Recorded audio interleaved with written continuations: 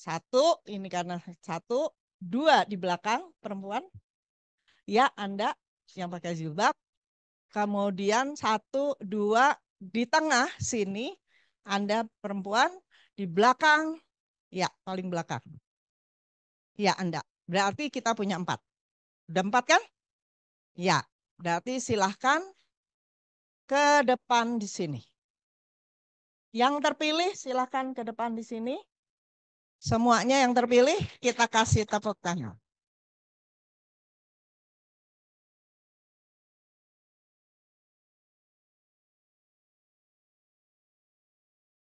Yang terakhir, Pak Anies silakan. Penanya pertama, ya.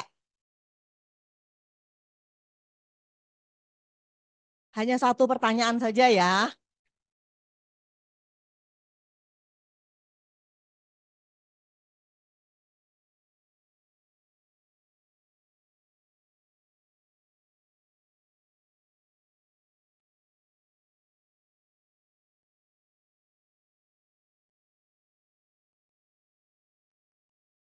Udah kan dia.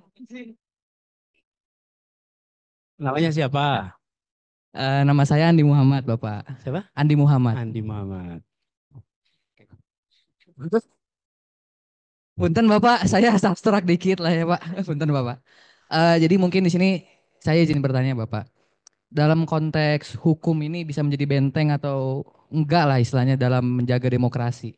Eh, yang pernah saya pelajari dari kelas-kelas ATN saya itu konstitusi dibagi sebagai dari 3. Ada normatif, nominal dan juga semantik. Nah, di sini yang saya perhatiin Bapak, di Indonesia ini udah sangat banyak sekali yang menunjukkan fakta bahwa nilai-nilai konstitusi di Indonesia ini bukan sekedar lagi, bukan bernilai normatif lagi, tapi udah menjadi semantik. Artinya semantik ini adalah konstitusi itu cuma sebagai hukum yang tertulis saja, tapi nggak diterapkan pada kegiatan berbangsa dan bernegara menurut saya Bapak. Indikasinya menurut saya itu terutama yang tadi Bapak bahas tentang misalnya di Indonesia ini ada peraturan di Undang-Undang Dasar, peraturan tertulis ya, kalau nggak salah pasal 28 Undang-Undang Dasar Negara Republik Indonesia tahun 1945, itu ngebahas tentang kebebasan berpendapat dan juga hak rakyat untuk bersuara lah istilahnya. Nah di sini saya lihat banyak sekali indikasi yang sudah terjadi di luar sana, kasus-kasus seperti misalnya kemarin ada mahasiswi ITB yang ditangkap gara-gara dia itu istilahnya mengeluarkan suatu satir lah Pak di dunia maya lah. Nah, sebenarnya pertanyaan saya sangat simpel Bapak. Eh, Kalau saya lihat konstitusi ini udah apa ya? Aduh, betul Bapak, saya jadi agak kagok. Betul Pak. Iya, baik lagi. Menurut Bapak nih Pak, kalau misalnya konstitusi itu hanya bernilai semantik, udah bukan sebagai istilahnya apa ya, bukan suatu yang harus kita patuhi lagi. Itu gimana Pak caranya biar masyarakat Indonesia nih, terutama kita nih mahasiswa, Ya. itu menyadarkan untuk seluruh rakyat Indonesia nih gimana caranya kita bisa menyadarkan lagi nih Pak? Gini, makasih Andi. Tepuk tangan dulu buat Andi nih.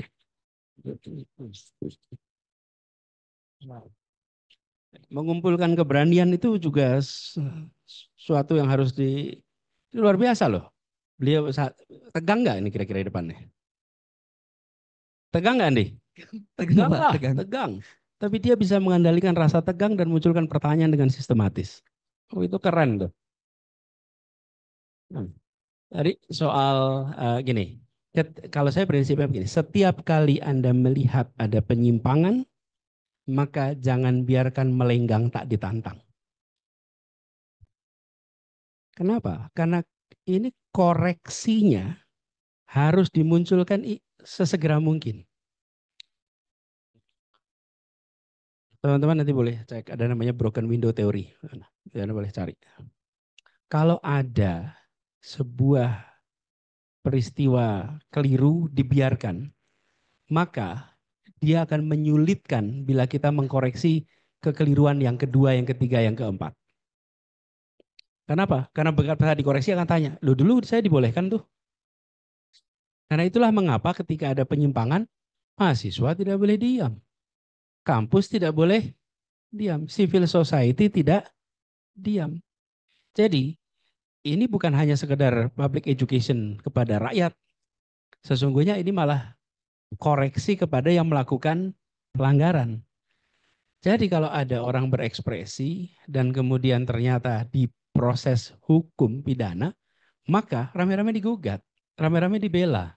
Karena itulah yang kemudian menjadi koreksi atas langkah yang keliru. Tapi kalau itu dibiarkan, maka dia akan menjadi dasar moral sebelum dasar hukum.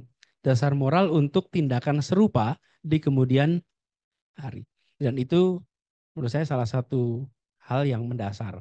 Jadi dalam semua aspek ketika kita menyaksikan maka protes. Nah, jadi apakah protes itu nanti berhasil atau tidak, teman-teman? Tidak ada jaminan. Tetapi civil society, kampus, akademik bisa bilang, saya tidak diam. Saya ikut bersuara. Dan di kemudian hari ketika Anda menghadapi situasi serupa, Anda bisa mengatakan, saya tetap konsisten. Seperti kemarin, menyuarakan. Dan itulah namanya perjuangan. Karena tidak selamanya setiap diperjuangkan langsung berhasil. Itu akan perlu waktu, perlu momentum, dan lain-lain. Gitu, Andi. Ya. Baik, terima kasih Bapak. Oke, terima kasih. Saya beri kesempatan satu dari floor untuk mengelaborasi dari jawaban Pak Anies. Siapa yang mau? Mengelaborasi jawaban dari Pak Anies. Tidak ada yang mengelaborasi? Nggak ada? Oke. Ini aja dulu ya, yang depan. Ya. Silakan. Singkat ya, biar penanya yang kedua nanti bisa. Baik, di sini saya mau mencoba mengelaborasi terkait dengan kritik yang dilayangkan kepada pemerintah. Misalnya. Di sini kan tadi Andi menyebutkan bahwasannya salah satu contoh yang dibawa sama Andi itu kan kritik yang dilakukan oleh mahasiswi dari ITB. Tapi menurut saya apa yang dilakukan oleh mahasiswi ITB itu tidak sepenuhnya memenuhi apa namanya norma-norma yang berlaku di masyarakat. Karena kritik yang dilayangkan itu kan kalau kita tahu gambarnya itu kan membuat gambar Prabowo dengan Jokowi itu istilahnya kissing gitu ya. Menurut saya itu agak kurang sopan dan itu melawan daripada norma kesopanan. Sehingga saya kira kritik itu tidak sepenuhnya harus dilayangkan dengan dimanapun, tapi saya kira juga harus memperhatikan juga aspek-aspek lain salah satunya seperti norma sosial yang berlaku di masyarakat gitu sih. Oke, berarti itu tadi respon terhadap pertanyaan juga dari saudara Andi. Nah, silakan Pak Anies. Kalau sampai persoalannya itu kepatutan, pertanyaannya kepatutan ini bisa diproses hukum tidak? Saya nggak tahu, saya bukan ahli hukum.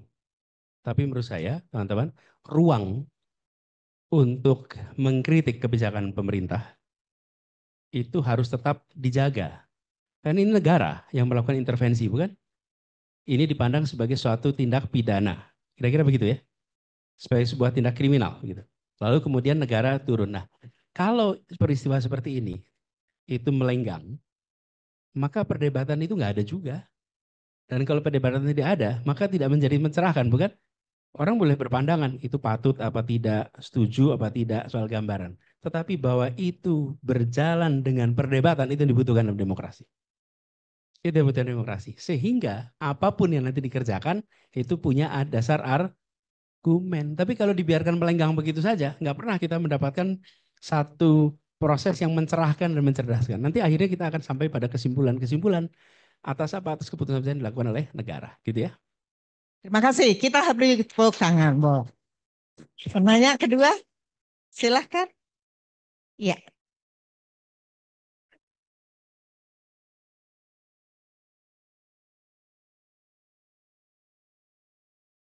Ya, silahkan.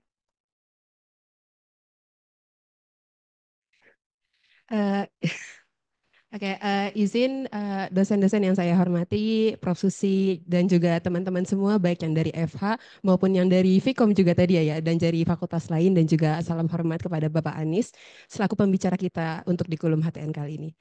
Perkenalkan Bapak, sebelumnya nama saya Firda Fitria di sini. Saya semester 1 di Fakultas Hukum. Semester 1, semester 2, maaf. Tahun pertama. Tahun pertama, tahun ya, pertama ya. iya betul. Jadi kebetulan pertanyaan saya di sini itu masih berkaitan dengan pertanyaan Andi, teman sebelumnya, dan juga sudah dielaborasikan oleh teman yang di floor tadi. Pertanyaan saya kan seperti yang kita tahu, saudari kita di ITB sebelumnya ditangkap atas dasar pasal 45 dan pasal 51. Saya akan sedikit frontal karena membuat meme berciuman antara Pak Prabowo dan Jokowi.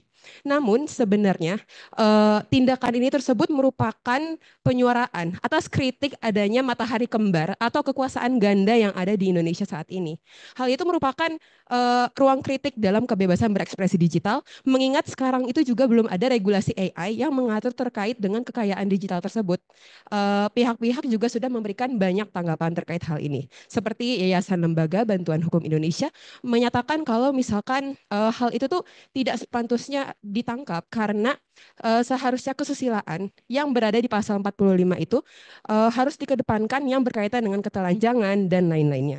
Sementara tindakan ini merupakan kritik terhadap matahari kembar dan juga pihak Amnesty International menyatakan kalau misalkan tindakan ini tidak seharusnya dibungkam, tidak seharusnya dianggap sebagai tindakan pidana karena itu merupakan ruang kritik. Namun ITB sendiri, pihak kampus ya seperti Bapak bilang, kampus ini harus menjaga moral-moral demokrasi yang terpimpin, tidak memberikan tanggapan terkait kritik yang diberikan. Ia hanya mengatakan kalau misalkan tindakan dari siswa tersebut harus dibina. Dan juga pihak istana hanya mengatakan kalau misalkan tindakan tersebut tidak dilaporkan atas delik aduan dari Pak Prabowo sendiri. Mahasiswi ini tuh harus dipidana. Namun tidak ada yang menyatakan mengenai kritik yang diberikan oleh mahasiswi ini, Pak. Bagaimana tanggapan masyarakat publik, pemerintahan terkait kritik yang diberikan? Tidak ada. Mereka hanya berfokus bagaimana mahasiswa ini jadi termasuk tindakan pidana atau bukan. Sementara kritik yang ia berikan ini tidak ada tanggapannya gitu. Jadi yang sebenarnya yang saya ingin tanyakan, bagaimana tanggapan Bapak terkait kritik yang diberikan oleh mahasiswi ini dan juga bagaimana dan apakah penting perlu adanya regulasi AI untuk mengatur terkait tindakan hal ini. Terima kasih.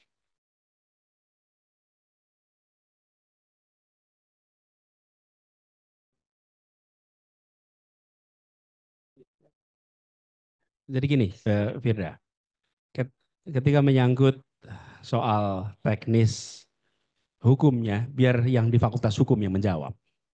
Saya fakultasnya agak beda. Fakultas saya Fakultas Ekonomi. Jadi saya punya batas mana yang saya bisa masuki. Ketika menyangkut perdebatan soal pasal, soal hukum, saya nggak bisa masuk di situ. Tetapi pada prinsip utamanya adalah di dalam sebuah demokrasi, ruang kebebasan itu harus dijaga.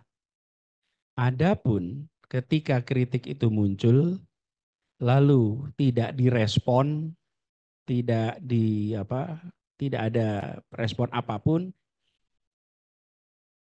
sesungguhnya itu menggambarkan bagaimana negara itu bekerja.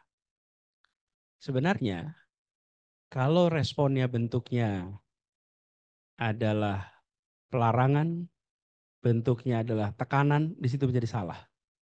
Tapi kalau sikapnya diam, itu sebenarnya tidak bisa disalahkan. Tidak bisa disalahkan untuk diam. Tapi kalau pelarangan, selama yang melakukan tidak kemudian dihentikan, negara bisa diam.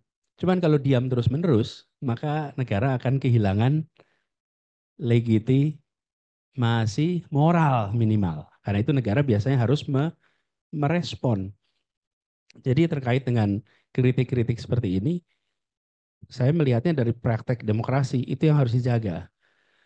Ketika ada sebuah peristiwa seperti ini, teman-teman jangan membayangkan ini soal mahasiswa ITB ya, bukan. Ini bukan itu. Ini adalah pesan untuk menggaungkan satu kata, takut. Yang tadi saya katakan, fear. Sehingga ketika seseorang akan mulai gambar, mulai mikir, sebentar, saya kalau gambar nanti proses hukum nggak ya? Jadi ini bukan soal anak satu, ITB bukan. Ini adalah proses menimbulkan rasa takut. Itu kenapa berbahaya. Dan itu kenapa dalam proses demokrasi tidak boleh terjadi. Negara tidak berhak untuk membuat rasa takut pada rakyatnya. Tidak berhak negara. Dan kalau ada negara melakukan itu, maka harus dilawan.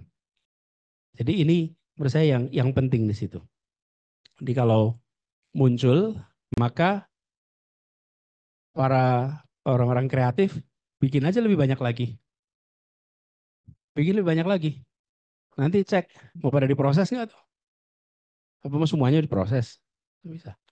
Jadi menurut saya kalau udah begitu, berikan dukungan, satu dengan persoalan kasusnya, yang kedua ya kritik yang lain dibiarkan bermunculan. Dengan cara seperti itu, maka rasa takut bisa dieliminasi. Itu.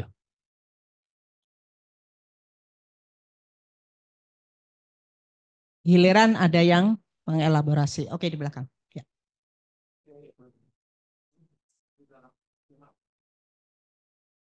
Singkat, padat ya.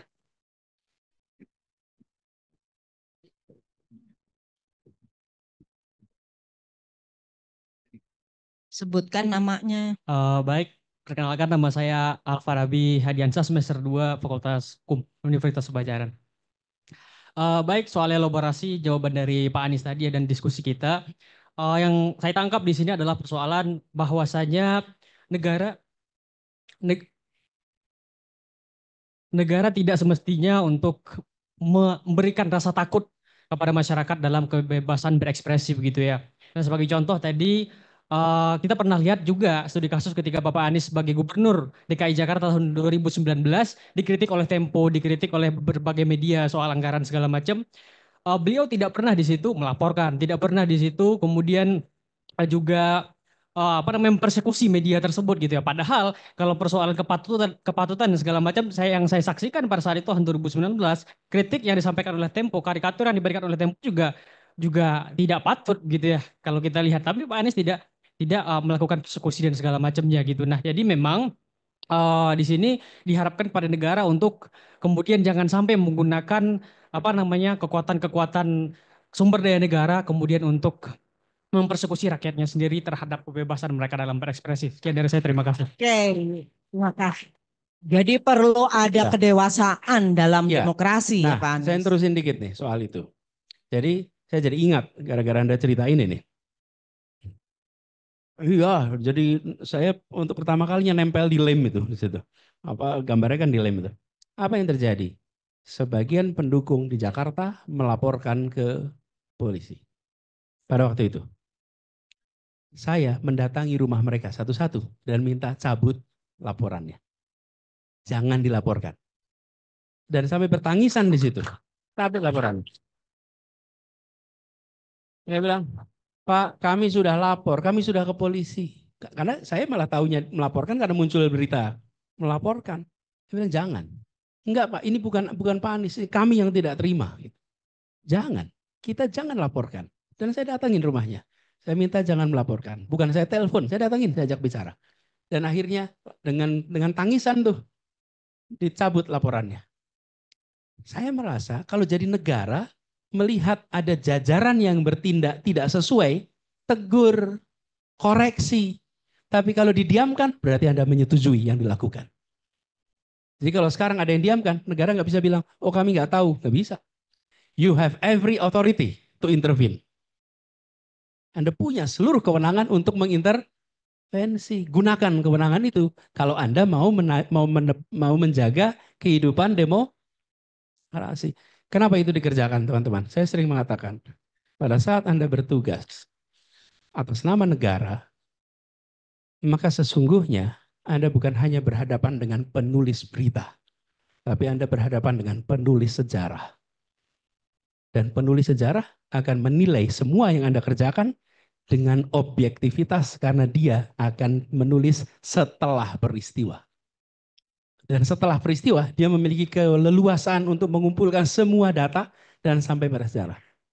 Jadi makanya saya selalu katakan, jangan terlalu khawatir dengan apa yang ditulis di berita hari ini. Tapi khawatirlah atas apa yang ditulis para sejarawan di masa depan. Karena mereka akan menulis dengan objektivitas.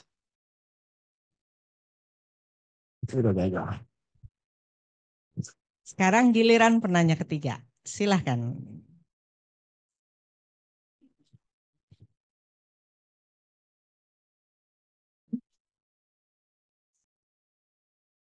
Boleh salaman dulu dengan Pak Anies?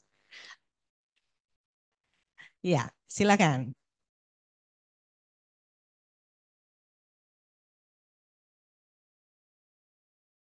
Selamat siang teman-teman semua dan terima kasih Bu Susi, Prof. Susi untuk kesempatannya. Perkenalkan nama saya Azara Samara, biasa akrab dipanggil dengan nama Ren. If I may, I want to ask the question in English because I've prepared the question in English.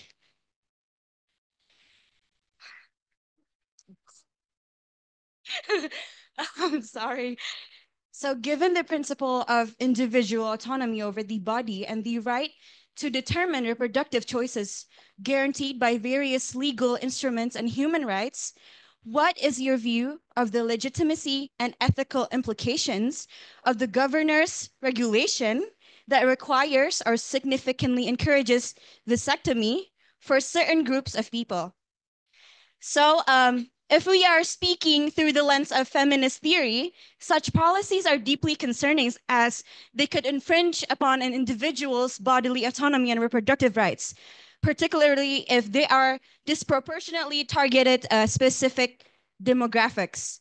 While the stated aim of such a policy might be to address structural poverty, this should not come to the expense of fundamental human rights and gender equality. Coercive measures, even with seemingly benevolent intentions, can undermine individual agency and reinforce patriarchal structures that have historically controlled women's reproductive capacities. Moreover, if this policy is considered discriminatory or has the potential to violate reproductive rights and gender equality, how should the central government and the legislative institutions respond to this kind of controversial regional policy to ensure compliance with the Constitution and international human rights standards while still respecting regional autonomy within justified limits? That's all from me. Thank you.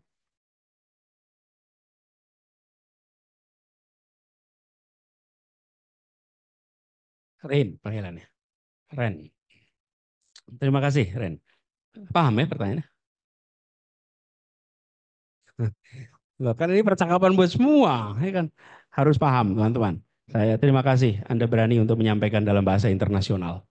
Karena memang saatnya ke depan, teman-teman, saya setuju kita ini, apalagi yang di Bandung nih, harus bisa 3 bahasa.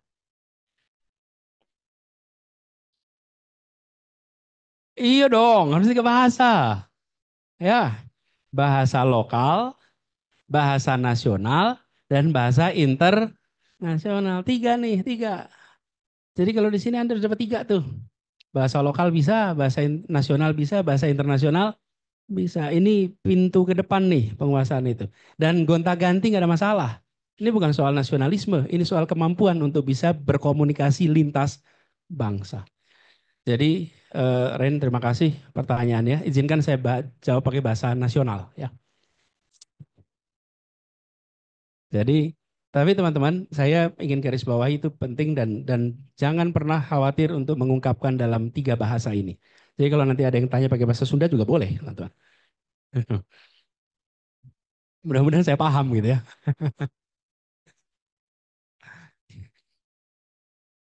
Tapi teman-teman, terkait dengan pertanyaan tadi, saya melihat persoalan yang diangkat ini lebih makro, Ren. Satu adalah memang persoalan hak atas semua yang terkait dengan kegiatan reproduksi dan semua aktivitas reproduksi itu satu hal. Tapi sesungguhnya kan isu besarnya di sini adalah soal kemiskinan, soal ketimpangan. Nah, kemiskinan itu tidak bisa dipandang semata-mata urusan kemalasan, urusan kerja keras. Tapi kemiskinan juga urusan yang biasa dalam bahasa ilmu sosial namanya struktural. Urusan struktural. Karena ada struktur yang menyebabkan sebagian tidak bisa mendapatkan kesejahteraan lebih baik. Saya beri contoh teman-teman. Anda lahir di pulau yang untuk mengaksesnya dari, sebutlah dari Jakarta atau dari Pulau Jawa, itu perlu waktu 25 jam. Listrik tidak ada, sinyal telepon tidak ada, maka ketika Anda lahir di situ, kesempatan untuk Anda mendapatkan pendidikan berkualitas rendah. Anda mau berjuang, bekerja sekeras apapun, itu ada kendala struktural. Anda tinggal di kota Bandung, tapi memiliki status sosioekonomi yang rendah. Sehingga dari awal asupan gizi rendah, kualitas otot, kualitas otak secara fisik itu inferior. Diharapkan di kemudian hari Anda nyalip, itu akan menjadi susah. Inilah yang menjadi problem struktural. Jadi, solusi atas ketimpangan ini tidak bisa sekedar mengobati gejalanya. Gejala di situ nggak mungkin bisa dan nggak akan pernah selesai. Apalagi kalau kita berbicara soal keluarga yang tidak punya pegangan. Nengok ke negara nggak bisa diharapkan. Nengok ke lingkungan nggak bisa diharapkan. Yang menjadi harapan satu-satunya tinggal anak. Itulah sebabnya mengapa di dalam keluarga-keluarga seperti ini ada kecenderungan ruang kebahagiaan itu tercipta ketika ada anak yang banyak. Disitulah perasaan berguna muncul. Perasaan cinta kasih itu ada. Dan rasional dalam artian apa? Probabilitas untuk salah satu dari mereka bisa naik kelas dan menjadi penopang, itu probabilitasnya meningkat ketika jumlahnya lebih banyak. Probabilitas saja.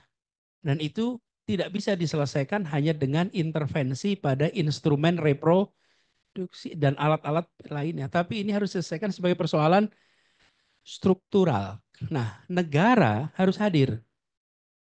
Saya bikin tweet agak panjang nih soal ini. Boleh dibaca itu. Boleh dibaca. Dan saya sudah bilang, karena bilang Pak kenapa nggak dilaksanakan? Kemarin udah ditawarin itu, cuman nggak diambil gitu. Ya udah kalau nggak diambil gitu kan. Jadi ini bisa dipakai dan kami ketika tugas di Jakarta menemukan persoalan-persoalan yang serupa. Tapi solusinya adalah persoalan struktural. Dan saya ingat ada yang mengatakan, Pak jangan kasih ikannya, tapi berikan kailnya. Saya jawab, nggak cukup. Dikasih kail, tapi seluruh kolam udah habis dikontrak di kotak-kotak. Nggak ada gunanya. Anda harus belikan kailnya dan siapkan kolamnya. Ini struktural nih kolamnya nih. Karena kalau tidak ada kolam, Anda punya kail. Frustrasi. Kalau tidak ada kolam, nah itu harus komplit. Ketika berpikir begitu komplit, maka persoalan selesai. Dan itu teman-teman, kalau berada di dalam ketimpangan yang ekstrim, disitulah kemudian muncul keinginan lompat tangga. Lompat tangga. Lompat tangga itu artinya apa? Gini, saya mau ikut judi. Saya mau ikut lotre. Kenapa yang mau ikut lotre mereka? Karena mereka melihat kalau saya pakai tabungan, mau nabung sebanyak apapun, saya nggak pernah sampai. Saya mau kerja keras nih, 8 jam jadi 16 jam. Saya sampai 16 jam pun nggak akan sampai. Nah, yang situasi begini itulah yang membuat kemudian setiap kesempatan itu ada probabilitasnya. Untuk saya lompat. Karena itulah kenapa ini menjadi tindakan rasional. Karena yang mereka kerjakan reguler nggak bisa mengangkat. Tapi kalau teman-teman yang terdidik, yang punya akses pendidikan, yang punya akses kesempatan, itu lihat ada orang makmur, nggak apa-apa lah. Saya nanti kerja keras, insya Allah bisa seperti dia. Kenapa? Karena Anda yakin tangga ini bisa membawa ke sana. Tapi kalau dalam situasi tidak punya apa-apa, dia nggak yakin tangga yang dimiliki itu bisa membawa. Karena itu dia mau lompat tangga. Nah, lompat tangga inilah yang kemudian membuat mereka mau melakukan langkah-langkah. Akhirnya dikatakan, ini orang miskin, udah miskin malah beli lotre pula. Oke? Jadi disalahin lagi. Bukan karena dalam situasi seperti itu, ini adalah probabilitas yang mereka miliki untuk lompat. Ada bukunya. Saya pernah bahas di dalam baca buku. Nanti boleh dibaca, ya, boleh dilihat lebih jauh. Dan itu menggambarkan betapa pengelola negara tidak boleh mengambil kebijakan tanpa mengerti persoalan struktural. Harus mengerti struktural, karena negara adalah struktur yang bisa melakukan kebijakan yang struktural. Kalau tidak, jangan bikin peraturan yang bisa menyebabkan intervensi itu salah sasaran. Gitu ya. Thank you. Kita tepuk tangan buat jawaban Pak Anies. Siapa yang mau mengelaborasi? Oke, ya, silakan. Ya, singkat ya.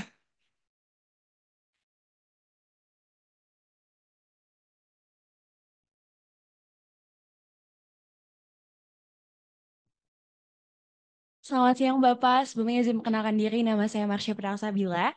Ada salah satu poin penting banget di sini, yaitu adalah kemiskinan itu tidak bisa semata-mata tentang urusan kemalasan, tetapi juga dengan struktural. Seperti yang pernah saya juga lihat dari Bapak ketika membuat Indonesia Mengajar, di mana kita bisa melihat juga bahwa pendidikan ketika aspek-aspeknya itu kita bawanya ke Papua, itu sangat banyak sekali ketimpangan struktural yang terjadi. Dan ini juga menjadi poin penting juga sebagai kita mahasiswa bahwa pada nyataannya itu adalah pendidikan itu adalah sebenarnya sebuah privilege yang tidak dimiliki oleh setiap manusia. Dan kita semua yang berdiri di sini kita masih punya kesempatan juga untuk mendapatkan pendidikan yang layak. So do it tired because it's privilege to us to study. Thank you Bapak. Terima kasih. Namanya, nama siapa? Nama? Marsha Pak. Marsha. Marsha, thank you. Marsha mengangkat soal pendidikan. Kasih tepuk tangan sekali buat Marsha. Jadi, Prof. Yusy, kalau Siapa kita, yang bilang education is the only weapon? ya. Ada tuh. Mandela atau siapa Nelson gitu, Mandela saya lupa. mengatakan, Nelson Mandela mengatakan, dan itu sesuatu yang sangat obvious. Saya cerita sedikit aja nih. Saya banyak disebut sebagai pemerhati pendidikan begitu. Padahal saya nggak pernah kuliah pendidikan dan tidak pernah belajar kurikulum. Saya bukan expert on education teknik, itu bukan. Saya ini belajar ilmu ekonomi. I'm an economist by training. Master saya itu tentang currency market dan tentang pergerakan nilai tukar mata uang. PhD saya tentang public policy, comparative politics. Tapi dari proses itu semua, saya menyaksikan semua negara yang berhasil sejahtera adalah yang investasi pada kualitas manusia. Bahkan negara yang memiliki kekayaan alam pun, dia bisa kaya karena kekayaan alam, tapi dia hanya bisa bertahan karena pendidikan. Ingat-ingat tuh. Dia hanya bisa bertahan lewat pendidikan. Bisa kaya lewat alam, boleh. Ketemu gas, pak, langsung kaya. Tapi mau bertahan pakai apa? Pendidikan. Karena itu investasi dalam kualitas manusia, kesehatan dan pendidikan. Nah, di sini yang Marsha sampaikan tadi, saya ingin terusin Nasa. Apa problem strukturalnya? Problem struktural. Jumlah bangku SD tidak sama dengan bangku SMP, tidak sama dengan bangku SMA. Itu problem strukturalnya. Dan itu yang membuat orang jadi hopeless. SD kita, kalau tidak salah, sekarang dengan pengendalian jumlah penduduk, angkanya itu sekitar 4,7 atau 4,8 juta anak masuk SD kelas 1. Oke. Lulus SMA 3,2 juta. Jadi kayak piramid, bukan? Yang di bawah itu 4,8 sebutlah, yang di atas 3,2. Jadi ada 1,6 juta yang hilang di jalan. Kenapa hilang di jalan? Bangku SMP-nya nggak sama. Harusnya apa? Bangku SMP sama 4,8. Bangku SMA sama 4, sehingga lulusan SMA jumlahnya sama dengan yang masuk SD. Itu tagih ke setiap bupati. Tagih ke setiap gubernur. Karena itu tanggung jawab ada pada gubernur. Dan yang putus sekolah itulah yang kemudian masuk sektor informal, sektor non formal. Di Indonesia bentuknya kayak begini. Korea Selatan sama seperti kita. Mereka genjot waktu itu SD. Tapi mereka juga genjot SMP, genjot juga SMA. Jadi bentuknya itu tegak kalau digambarkan itu. Tidak seperti piramid. Apa yang terjadi? Dulu Ada yang berpandangan, kalau itu diteruskan kita akan menciptakan skilled unemployment katanya. Kita akan menghasilkan tenaga kerja terdidik yang tidak punya pekerjaan. Kompetensinya tinggi, tapi pasar tenaga kerja belum siap. Itu dialami Korea. Korea ngalamin itu. Sudah sarjana, bekerjanya sebagai office boy, jadi supir taksi, jadi pesuruh. Padahal secara gelar sudah sarjana. Tapi apa yang terjadi? Ketika investasi masuk, membangun pabrik, maka supir jadi manajer. Office boy jadi manajer. Kenapa? Karena secara kompetensi udah siap. Nah ini yang kadang-kadang kita selalu terbalik. Kita ingin labor marketnya ada dulu. Nah, labor market itu bisa membesar. Tapi menyiapkan kualitas manusia itu dikerjakan tanpa harus khawatir. Kenapa? Setiap orang yang terdidik pasti punya kreativitas. Dan lapangan pekerjaan itu akan bisa berkembang. Ini PR hari ini dan itu yang menyebabkan ketimpangan struktural. Kami coba kemarin di Jakarta menyelesaikan salah satu faktor itu dengan mengubah sistem seleksi siswa SMP dan SMA.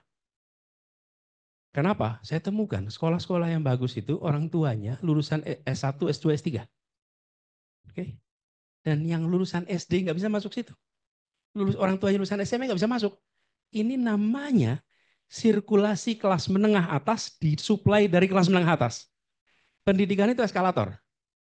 Anak bukan siapa-siapa, masuk pendidikan tinggi, berkualitas, naik jadi kelas menengah. Pendidikan itu eskalator. Lama-lama karena pendidikan biayanya mahal, yang bisa masuk adalah putra-putri kelas menengah. Sehingga kelas menengah masa depan disuplai dari kelas menengah hari ini. Nah, itu harus diubah. Tetap harus semuanya. Begitu itu diubah, aturan main rekrutmen, apa yang terjadi? Satu, kelas menengah atas protes. Kenapa? Ini seperti haknya mereka, mendadak tidak bisa diakses dominan. Tapi begitu kita lihat student body, angkatan pertama sepertiga, sepertiga, sepertiga. Sepertiga itu adalah SD ke bawah, SMP ke bawah, lalu SMA, dan sepertiga S1 ke atas. Itu bentuknya sama. Yang semula kurva normal. Jadi kita menyaksikan, sekarang jadi kurva normal. Apa yang sekarang terjadi? Ini efeknya baru nanti, 10 tahun, 15 tahun yang akan datang. Nah kebanyakan yang berada di dalam proses politik, nggak mau melakukan ini. Kenapa? Karena kebijakan yang dikerjakan hanya bisa disaksikan hasilnya 1 dekade yang akan datang. Sementara ongkos politiknya ditanggung hari ini. Ditanggung hari ini oleh siapa? Oleh mereka yang selama ini dominan, tidak bisa masuk lagi, mereka yang protes. Itu Prof. Susi, satu-satunya kebijakan yang ketika kita buat, terimanya protes dari anggota DPR. Dari pemret-pemret, dari tokoh-tokoh masyarakat. Mereka protes, Pak, sekarang anak kami tidak bisa masuk lagi. Sebenarnya bukan anak kami tidak masuk lagi, sekarang kesempatannya setara. Dulu kesempatannya didominasi oleh kelas menengah. Ini sistem admission yang diubah. Tujuannya adalah membereskan persoalan struktural. Biarkan anak pedagang kaki lima itu satu saat bisa menjadi insinyur, satu saat bisa menjadi dokter, satu saat mereka bisa menjadi doktor, satu saat mereka bisa menjadi master, dan mereka akan mengubah masa depan. Nah, tapi jadinya dokter jadi dokter itu bukan tahun depan, dan tidak ada kelas yang di bawah yang dibela itu. Rame-rame datang gubernur, Pak Gubernur terima kasih ya, sekarang anak kami bisa masuk sekolah favorit. Nggak ada itu. Mereka belum sampai ke sana. Mereka hanya cuman bersyukur, alhamdulillah anak saya sekarang bisa masuk sekolah favorit. Jadi kita tunggu waktunya nanti. Ini udah berjalan di Jakarta. Biarkan nanti, jawab tadi deh. Biarkan nanti sejarah yang akan mencatat kebijakan ini di masa yang akan datang. Itu kira-kira. Mananya terakhir, silahkan.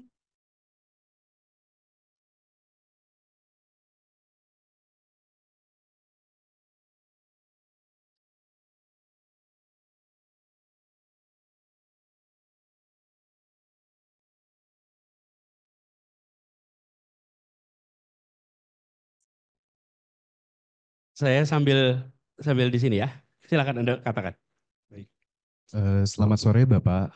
Di sini perkenalkan saya Diaksa Perikuncoro Jakti untuk sedikit mengajukan pertanyaan gitu.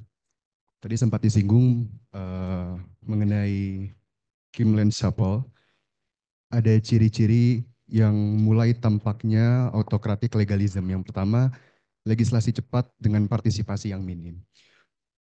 Jadi pertanyaannya seperti ini Pak, mungkin sedikit masuk dulu terhadap kontekstualisasinya.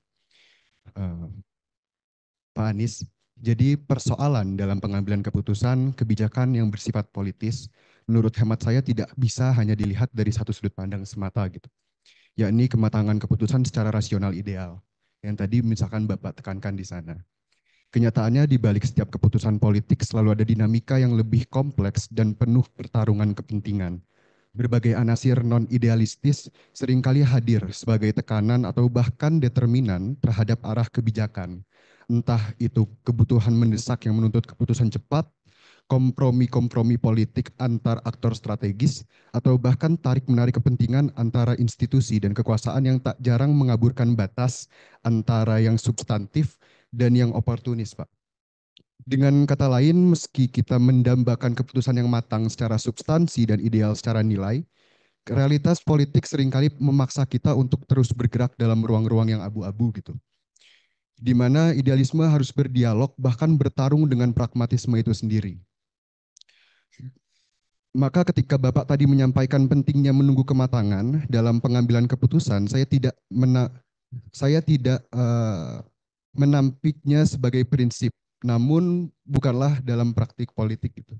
Penantian akan kematangan itu seringkali tidak memiliki kemewahan waktu karena realitas terus bergerak. Dalam perspektif saya seperti itu. Maka dengan segala kompleksitas tersebut, saya ingin bertanya secara lebih mendasar bahwa bagaimana kemudian cara Bapak menyeimbangkan antara nilai-nilai yang ideal yang ingin ditegakkan dengan kebutuhan untuk berkompromi secara kontekstual terhadap tekanan realitas yang tidak selalu sejalan dengan idealisme tersebut, yang tidak selalu sejalan dengan nilai-nilai yang semestinya ideal. Dan terutama dalam kasus-kasus konkret di mana mempertahankan prinsip ideal bisa berarti kehilangan momentum atau bahkan gagal mencapai hasil yang substansial. Apakah kompromi pada nilai-nilai ideal bisa tetap dianggap sebagai bentuk kepemimpinan yang bertanggung jawab atau justru menjadi awal dari degradasi prinsip atau dalam khususnya demokrasi dan hukum itu sendiri yang sedang kita bahas di sini, Pak. Mungkin sedikit banyaknya sekian pertanyaannya. Terima kasih, Bapak.